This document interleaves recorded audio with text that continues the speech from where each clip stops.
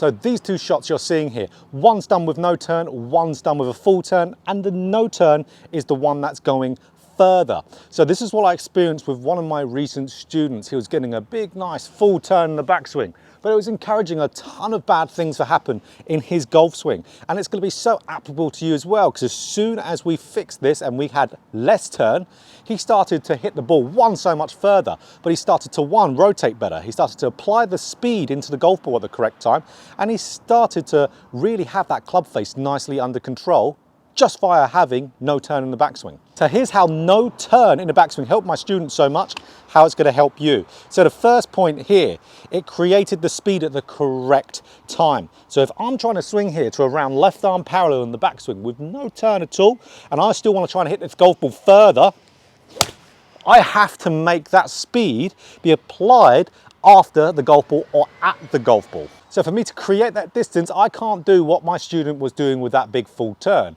He was losing his speed at the beginning. He was trying so hard to create that speed in transition that by the time he got to the golf ball, he'd lost all his angles. He was flipping, he was casting. It was a nightmare and hitting it way, way short and poor contact.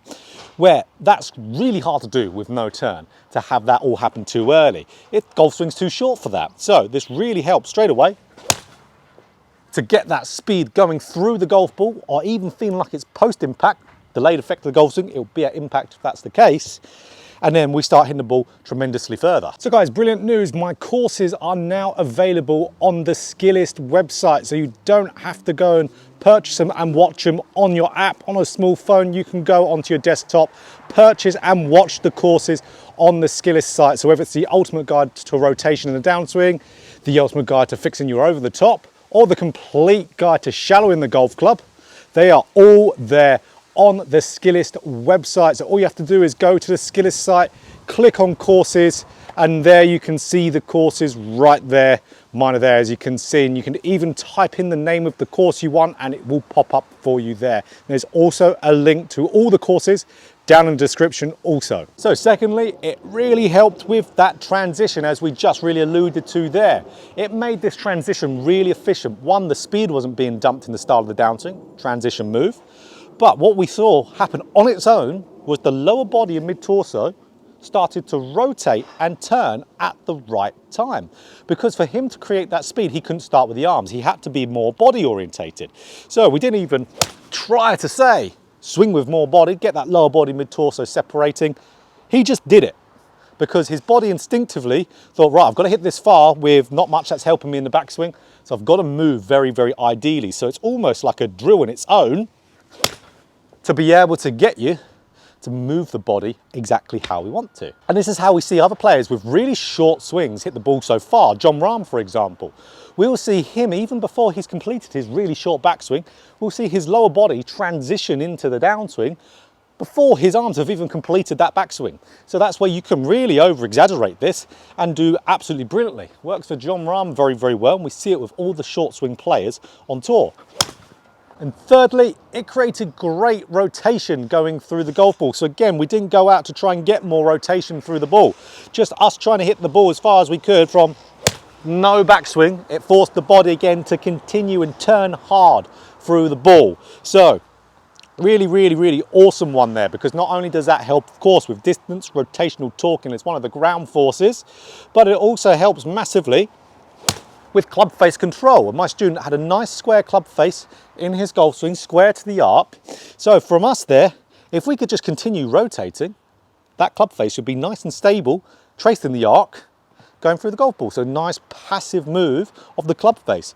So we also started hitting the ball a hell of a lot straighter. So this is really a common thing for so many of you out there, is that real big full turn. Even though a big full turn is a great thing to do if you do it correctly, but I don't think most golfers can do it correctly because it's really hard to be able to time up all the different moves. This is more of a surefire way to get things into your golf swing in really quite an efficient way. Now, again, golf swing, you can do many different type of ways. I talk about many different ways to do it on the channel, but this way, I'd say probably is the more easy way out of most of the moves to be able to get certain areas into your golf swing. So the fourth and most important part here is it's way easier to do on the golf course than trying to have this really big full turn. As for myself, even when I've gone around the golf course and I've really tried to get this big complete turn, it feels quite uncontrollable from there. Now, of course, with more practice, with a full turn, you'll get it, absolutely. But that's one of the reasons why I swing with quite almost an incomplete turn when I play, is because it feels more controllable on the golf course. And of course, it absolutely is a feel versus real type of element. But of course, when you feel a certain way on the golf course, it's going to give you more confidence. So with this short kind of whippy swing here, it's really going to make you feel like you've got control over your golf swing. It doesn't feel like it's getting out away from you. I know that's such a common feel for golfers out on the course. They're trying to get that big full turn, they feel like that swing's getting away from them. So this really keeps it under your control, gives you the confidence, and of course, confidence is what we need to play good golf. So the two drills that I gave my student are two drills that I've done a lot of work on myself too. And this is ultimately very similar to the swings we've just been doing for the entirety of this video, but we swing a little bit shorter. So we swing really to what we feel like is around hip height. Ultimately, we're going to be swinging a little bit longer than that, than hip height, but the feel is what we want. So what we do with that, we try to hit the ball as far as we can. So each shot, we try to hit it further and further. So it's good to have something to measure your shots here. We'll see here with my Flight Scope Mevo Plus, just going to try and hit each one as far as I can with no backswing. So I don't care about where the direction of it goes. That doesn't bother me for this drill particularly. I just want to go for the distance parts. This is more targeting, of course, that speed at the right time. So let's try to see if I can beat the last one. Probably not with a slight thin there, but you can see I'm really trying to go at it. So this is where I'm being quite hard and fast through it. This is where, for someone who wants that smooth, silky swing, maybe not the one for you. But for those of you who really want to get that more distance, get that bit of rotation, get all those good things, it's a great one for you. Again, different swings for different people. There isn't one way to swing a golf club. This is what really helped my student a ton. So swinging to hip high again, that was really good. Just about further. So absolutely awesome. Just trying to beat that distance each time. So the second drill we did, and that was the Stagger Drill. So this is one when I went for my last lesson I had, which was back in January last year. This was the drill that I did a ton of with my coach Lee Cox. So like seen on the videos, best long drive coach in the world, knows his stuff when it comes to distance. So we got up to a left arm parallel position, had a stagger move, so like we were just shuffling here, and then swing through and hit the ball again from that position as hard and as fast as you can from there. So you can see there the ball's now going to go that little bit further because I've got a little bit of juice in the system, in the engine. That's what that shuffle is for. And because it's such an uncomfortable drill doing this and swinging through, it makes it feel way more comfortable when you get out on the golf course or you do that no-turn swing in general. I really like practice that's actually harder than going and playing out on the golf course.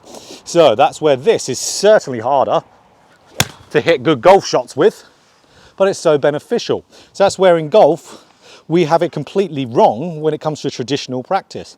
Driving range, as we know, is so much easier than going out on the golf course. We need to make that harder. What we do on the golf course needs to, on the driving range, needs to be harder than the actual play on the course.